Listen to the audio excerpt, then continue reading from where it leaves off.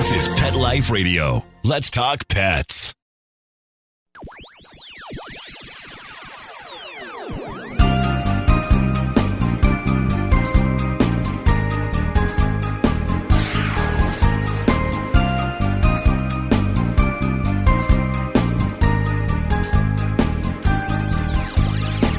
Hello and welcome to Paranormal Pets. My name is Brandy Stark and I am your host. And today we have Linda Dobson-Hacker, who is going to be talking with us about her psychic medium abilities. And we're going to focus a little bit on what she does with pets. So we will introduce her and get started with her episode right after these messages.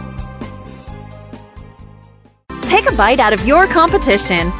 Advertise your business with an ad in Pet Life Radio podcasts and radio shows.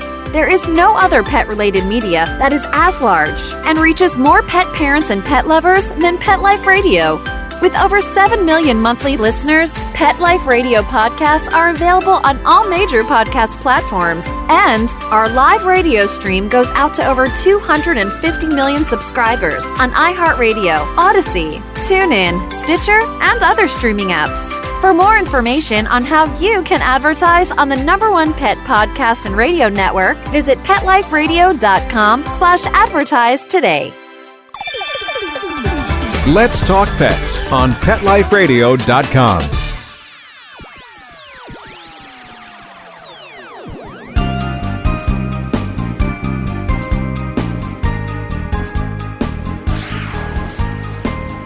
And welcome back to Paranormal Pets. With me today is Linda Dobson-Hacker, who has been a practicing psychic medium since 2004, but she discovered her abilities through meditation in 1991. Among her specialties are connecting aging or ill pets with loved ones on the other side prior to passing, which gives comfort to the pet owners knowing that there is someone to greet their beloved. Other specialties are assisting suicided individuals to accept aid on the other side from specialized loving beings who help them to understand there can be healing even after suicide. Linda's background is in art, interior design, and writing, but her passions are her psychic and mediumship abilities and to help others through connections with the other side for understanding and healing. And we're going to make sure that folks get a hold of your information. But if you are curious and you want to find out a little bit more while we're talking, you can check out conversations-otherside.com. And she also holds monthly group sessions in Sebring, Florida. So welcome to the show, Linda. How are you doing today? I'm great, Brandy. How are you? Well, we are pretending to be as quiet as possible to keep all of the beloved children quiet. Anybody who's listened to this show knows I have no control anymore, but fingers crossed. And I know this will be kind of a fun episode. So let me ask you, how did you discover your abilities? Well, I would like to be able to tell you that I had an angel at the end of my bed when I was a child that said, you will be doing this one day, but that absolutely is not how it happened. It was very subtle. I began meditating in the early 90s when we moved to Sebring, and I was also studying mediumship and psychic abilities and automatic writing. So out of the blue, I had a friend who had passed from the town I was from in Central Florida, and he kept coming to me in a dream. After the third time, he said, I had some things I want to tell you, Linda. And I woke up immediately. It startled me. I thought, okay, maybe it's time for me to try some of these things I've been reading about. So I went into a light meditation one day, sat down and asked Chris, are you there? He came streaming in, and I just wrote down what he was telling me. Wow. So it was very interesting. I was stunned when I began to read back out loud to myself what he had said to me, and I knew it wasn't coming from me. It absolutely was Chris. So after that, we had 2 or 3 conversations like that, but I began feeling him around me all the time, and I became very uncomfortable with it. And I asked him to please back off, and he was very accommodating with that. So I put that on the back burner until 2004 when we had a friend pass, and I told my husband that it's time for me to do this again. So that day at noon, he passed that morning, I sat down and said, I'm going to call him Bill. Are you there?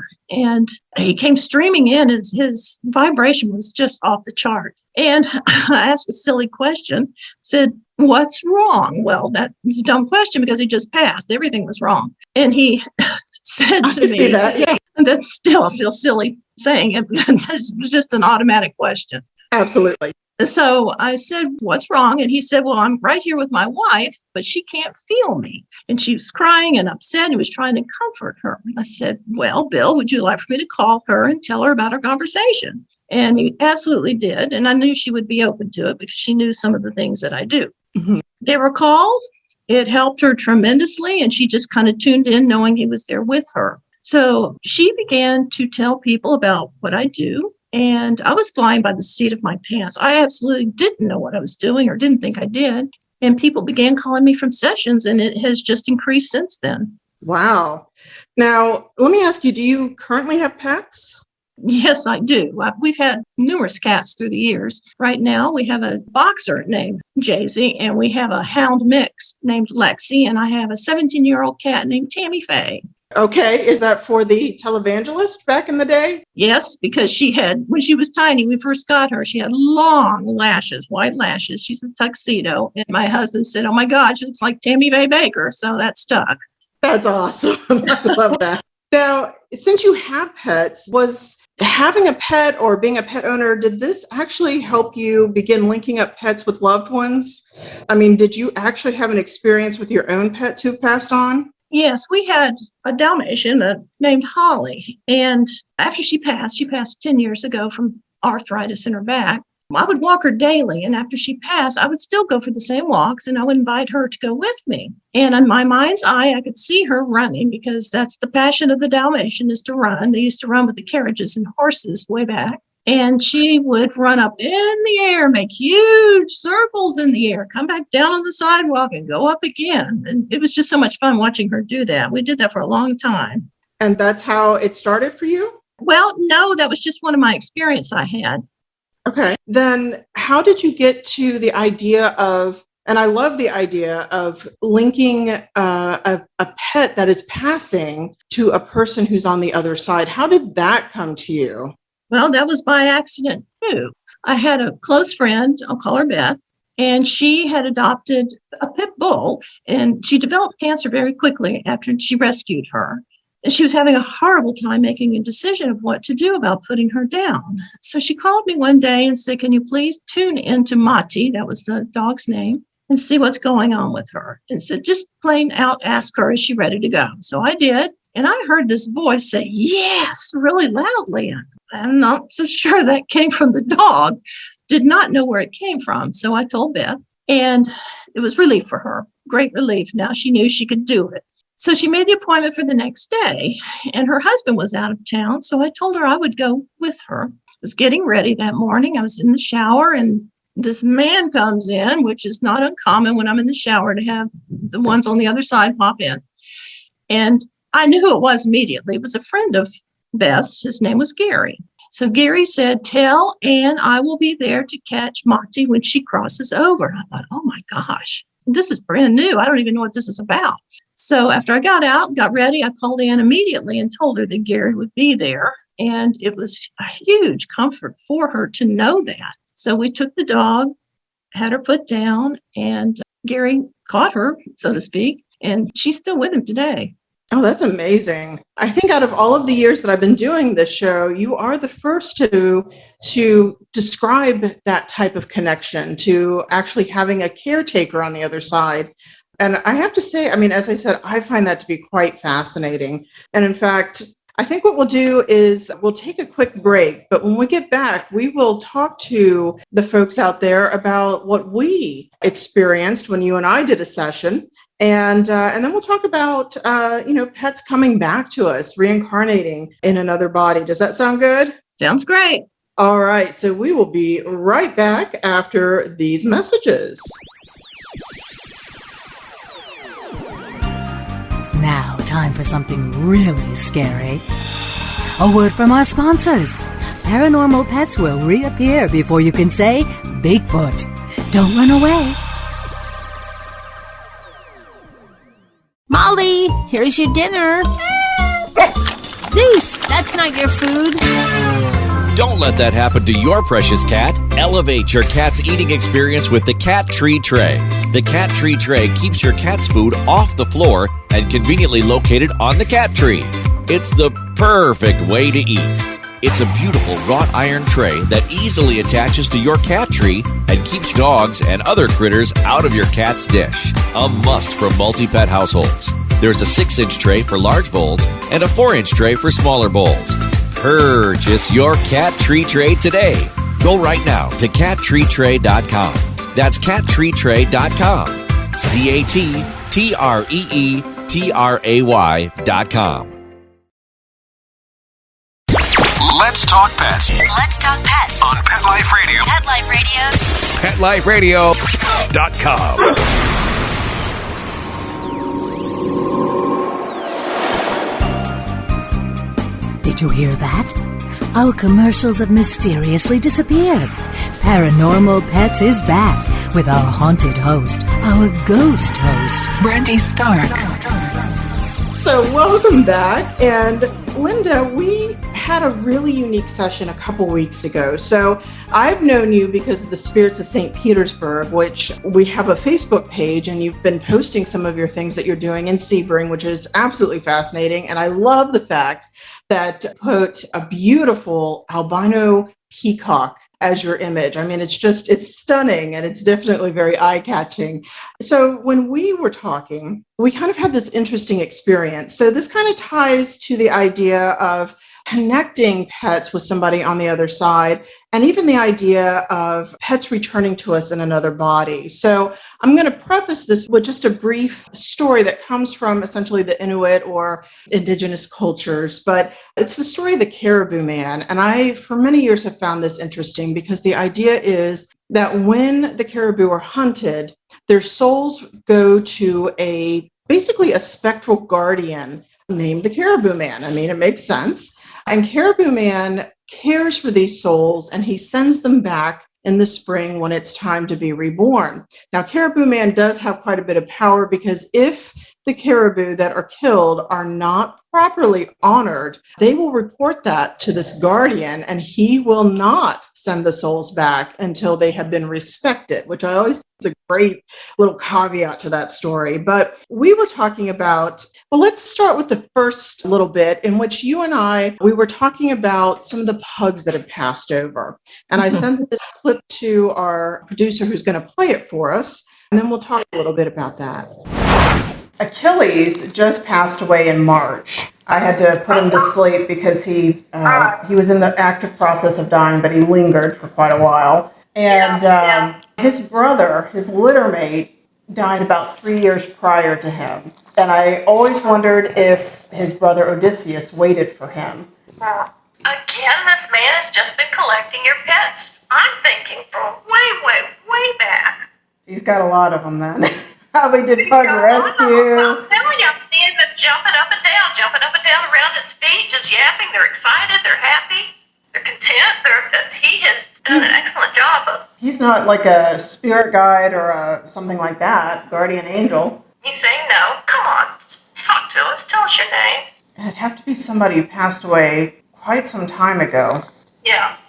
And that may be why I'm not connecting there. Could be even a great-grandfather, for all I know. Because he won't talk. Okay. Who's Frank? Frank is my mother's father, so that could be. Okay.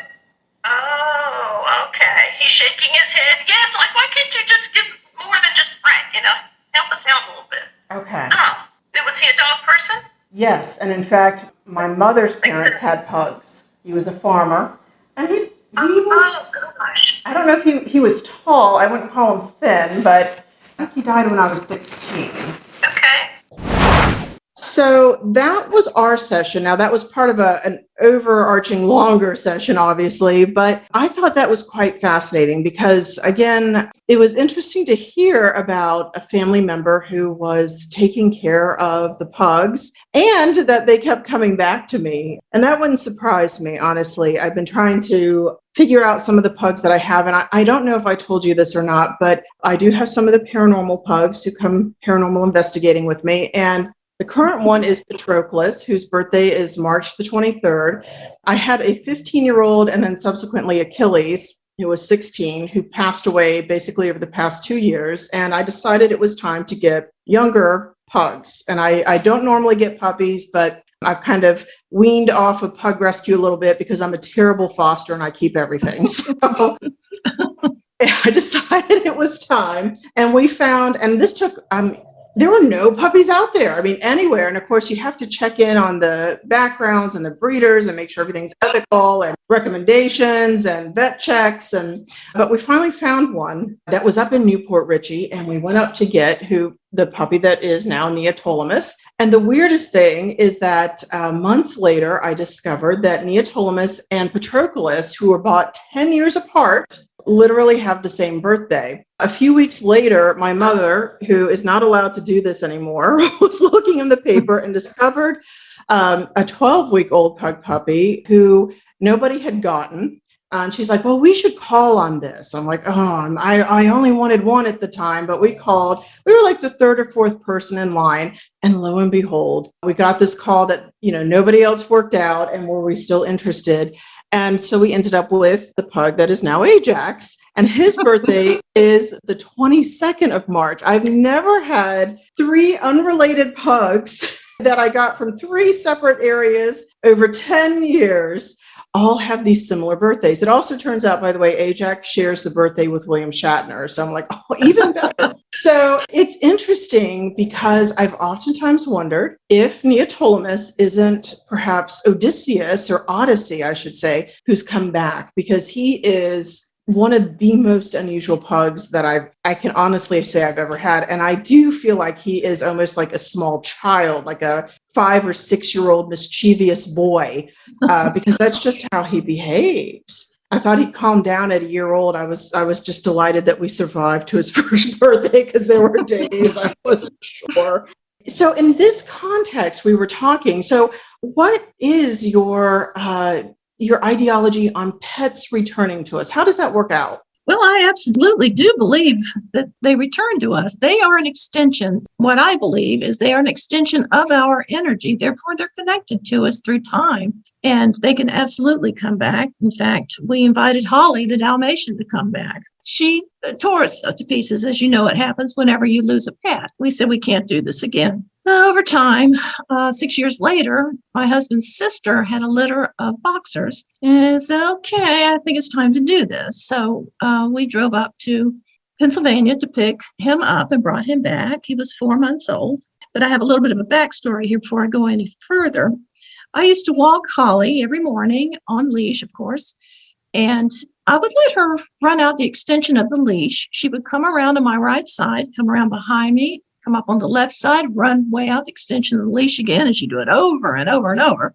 Since she was a runner, she loved to have that exercise. So when we brought Jay-Z back, I began walking him, same route I used to with Holly. And he was still just a baby, but he was a large baby. He's a very big boxer. And I would let him run out on the leash and just see what he'd do. The first time, Brandy, he came around on my right side, came around behind me, came up on my left side, and ran out the extension of the leash again. And he kept doing it. I thought, oh my God, I cannot believe I'm watching this. I had absolutely invited Holly back to come back, telling her we were getting another dog. And I thought, well, we'll just see if this happens or not, play it by ear. But that wasn't the only, and even to this day, he still does that. But that wasn't the only indicator that it was Holly. They have the same demeanor, sweet nature. And I mentioned to my husband one day that, that Jay-Z really does remind me of Holly. And he agreed, which kind of stunned me that he agreed with me. But yeah, we're pretty sure that's Holly. And that's amazing. Now, have you had other people tell you about pets coming back to them? No, I don't think we've ever really had that kind of conversation. I haven't with a client before. Okay. Not that I can recall, which is odd. Well, give it time. Give it time. I might now. I don't know that people really are aware of that or even consider that or think about it. You have to really be in tune, like you and I are, to notice those things. And I've had at least one other friend, or a couple of friends actually, but then again, I run in the paranormal circle, so I have some folk out there, and they have told me that the pets come back. And as I said, Neotolamus is a bit of an enigma to me. I mean, pugs are pugs, but he's an uber pug. So I do wonder, because Odyssey was my first pug. He was the first paranormal pug. And in fact, he's how I got this show, believe it or not. I was interviewed by Mark and and I think her name was Dusty years and years and years ago, because I'm old now, but that's fine. Just this idea, I kind of have always wondered if they come back or not, because there are times. Now, I have to mix into this that I also own pet rats. So rats I adore. I love them dearly. And I am adopting 4 from Rat Rescue this weekend. God help me, but they're hairless and I can't help myself. But, rats, the only issue with them is that they come and go so quickly. I mean, their lives are 2 to 3 times the length that they would be in the wild, but they're only still 2 to 3 years in captivity. Out in the wild, they live about a year. So I sometimes wonder if we don't toss those rats in there too. I don't know how many pets are coming back at any time. But let me ask you then, since folks have not yet come up with, and you might start getting these stories now, I hope. Yeah. Pet reincarnation stories. How about other interesting encounters that you've had? Are there any interesting sessions that you're willing to share? Oh, sure. I have tons of them. I have one in particular that I just love. This has been 11, 12 years ago. I was doing group sessions at a pub in a historic hotel that is now closed down. It would have been a great place to do a paranormal visit. And I was doing group sessions there. And I had a woman come in. She had signed up. I had not seen her in years. And when she came in, I gave her a hug and I saw it was either a horse or a donkey. And I couldn't tell which one it was. I didn't say anything to her. So when it came time for her message, I reached out to her and said, well, her name was Nancy. I'm seeing either a horse or a donkey. And she screamed, really, and started wailing. And I thought, oh, my God, what have I done? I mean, it's disturbing. Everybody in there that had this look of shock on their face. And so I waited for her to calm down. And she finally was able to speak and said, it's Albert. He was my mule. He's the only reason I came here today. So Albert the mule showed up, and that explained the donkey horse. I couldn't tell what it was. So we all started laughing after that, and she was laughing. It brought the energy down because we were all upset. But that's really my favorite story. But I have another interesting story about a Rottweiler. I was over in Sarasota doing some training, and I had a woman contact me. So I went to her home, which I typically don't do. She had recently been divorced, and her Rottweiler had passed after that. So she was lonely. She was upset. She was just in a bad state, and she wanted to reach out to the dog. So I tuned in, and he was there. And I got the weirdest energetic message off the dog. And I was so hesitant in saying it to the woman, but that's what I'm there for. I'm going to deliver the message. I said, this dog, what I'm getting from him was more of a husband to you than what your husband was. I said, it was almost like a marriage between the two of you, not sexually. I don't mean it that way.